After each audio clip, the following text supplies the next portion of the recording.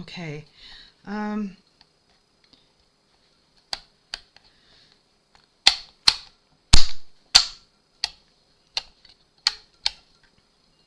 Okay. It doesn't look like any top knobs have to come off first.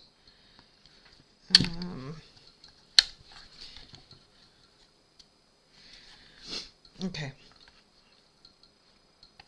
It looks like this screw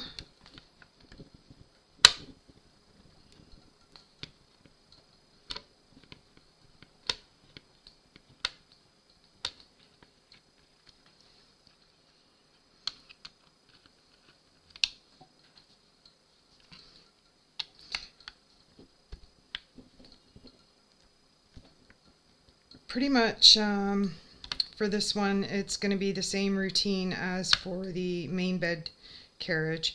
I'm going to remove the plastics, wash them in soapy water. Dish soap is good enough, and then make sure everything that needs to move freely is, and give it some fresh oil and put it back together. I'm trying to hold the cover to the actual carriage here.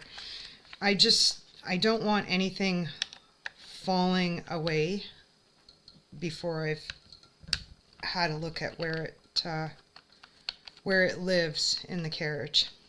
Maybe even snapped a picture if I need to.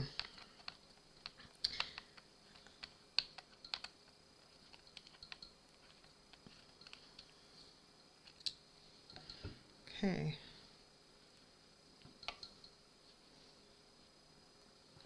So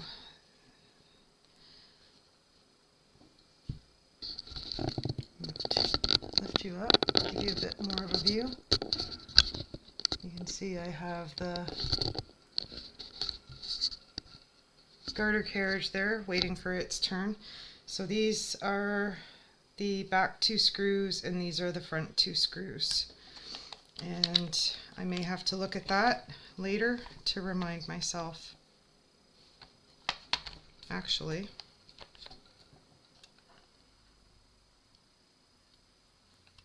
let's call these the bottom screws and we'll call these the top screws. That will be more clear.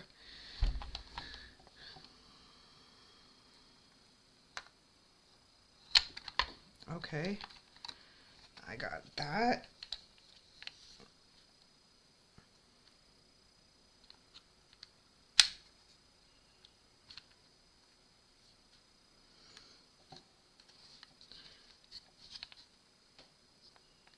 So these two levers, you can actually, I think, yeah, you can take them out. I'm going to try not to do that.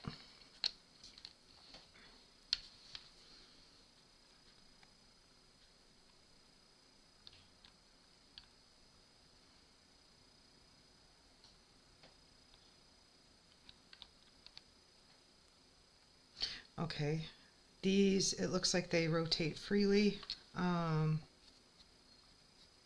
The adjustment is in the plastic cover. So I will try to put them similar position. And oh, okay, so that just lifts off. But just to make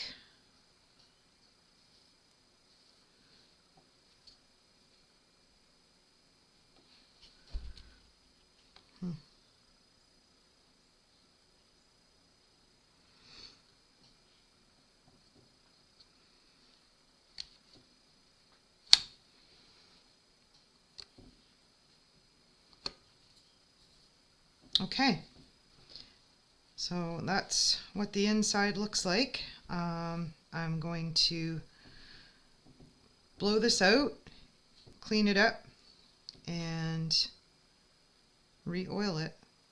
You can see there's some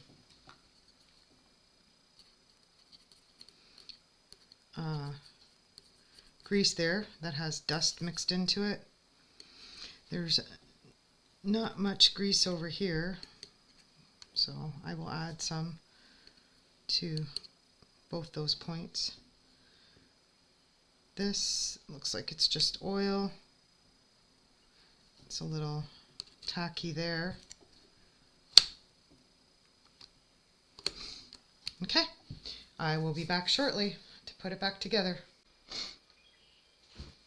Okay, now that the rubber carriage is clean, I'm going to reassemble it.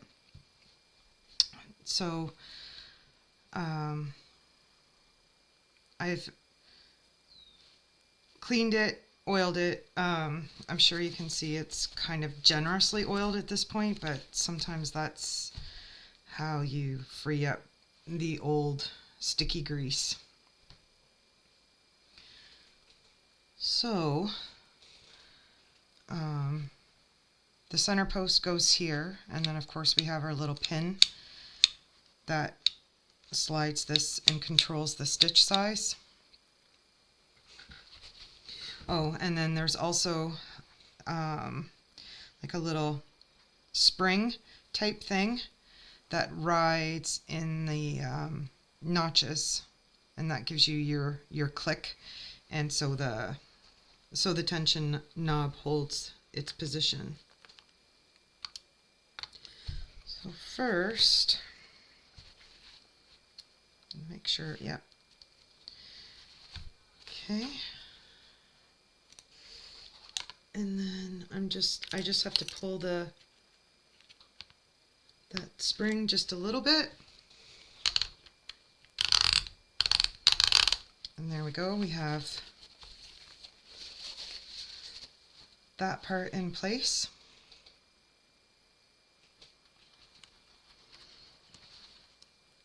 Okay. Now,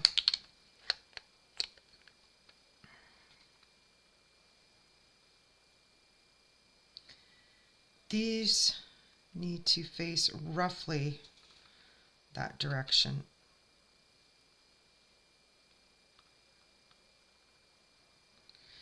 And then you kind of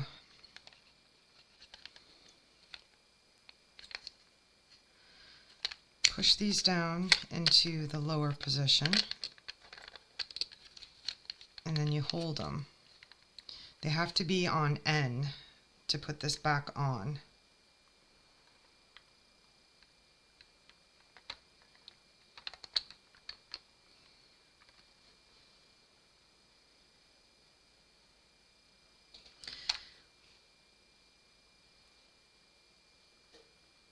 Oh, okay. I think this will go better this time.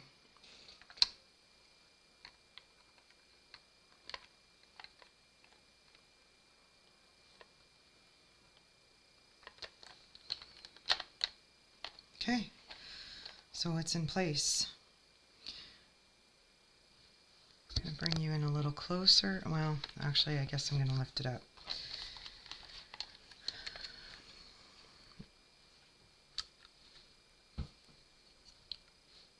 So you can see this knob, when you're putting it back together, this line has to be pointed to this line.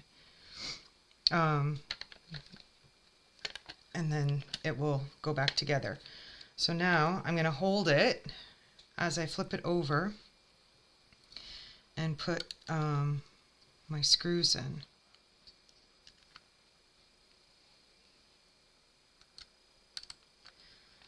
Because if I don't keep the plastic tight to the bottom, things are going to fall out of place.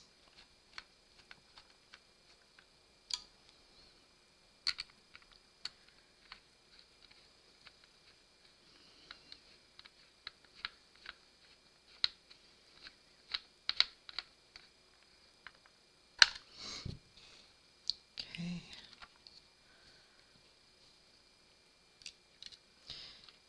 It's funny. I live in a residential neighborhood. You know, not right in town, but it's definitely a residential neighborhood. And I have a neighbor, like I've lived here for a long time. I have a neighbor, and every single dog they've ever had always winds up outside.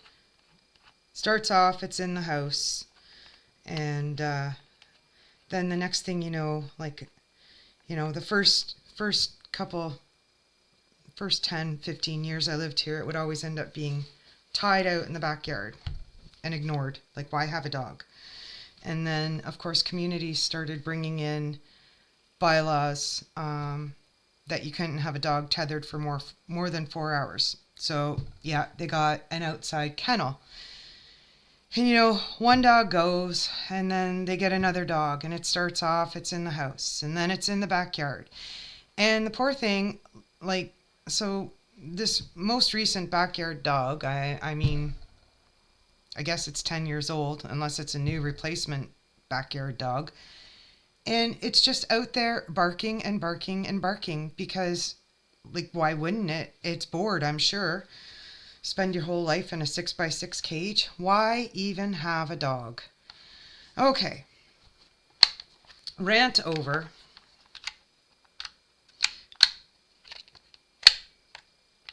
I don't have it together right. I can see it from here.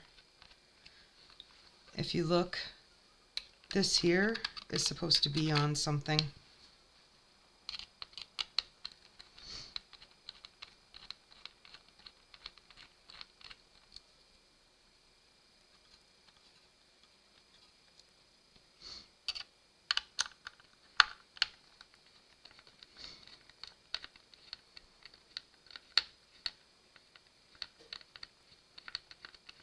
I mean, I suppose it could be worse. It's a husky. It could spend the whole time howling.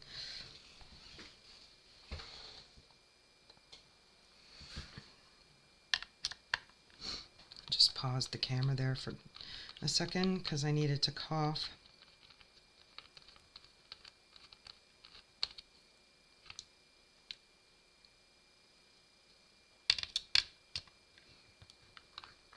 I think all 4 of these screws are exactly the same, but I keep them separated just in case.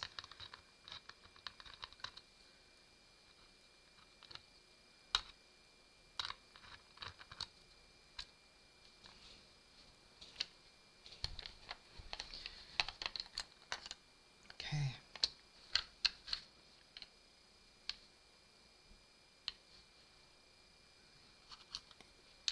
So this was the lever that I could see and that wasn't on anything, and it goes on this metal tab here, which controls a slider underneath that I'll show you after it's together again.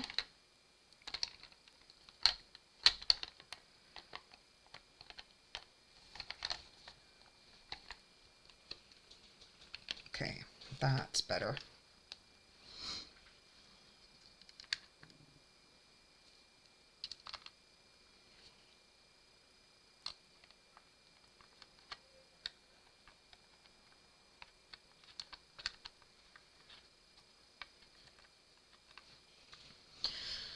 So anyways, always the reason for putting these dogs out in the backyard and not letting them in the house is because they're dirty dogs. They pee and poop in the house. And, okay, one time it was a little Shih Tzu type dog. And yeah, so sometimes I think those dogs can be a little harder to housebreak. Maybe, I don't know. I'm sure someone out there will know if I'm wrong in that. But, you know, they're the only people I know that couldn't house train a lab. So, I don't know. I don't know what to say there. It's not that hard. Just somebody actually has to get up from the couch when the dog asks to go out. How hard could it be?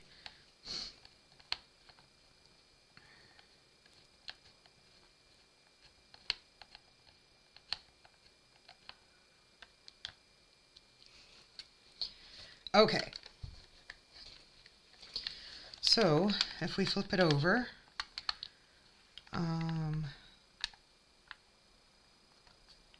just getting my bearings here. Okay. So these are these levers here. You can see they move freely. This is moving freely. That small lever,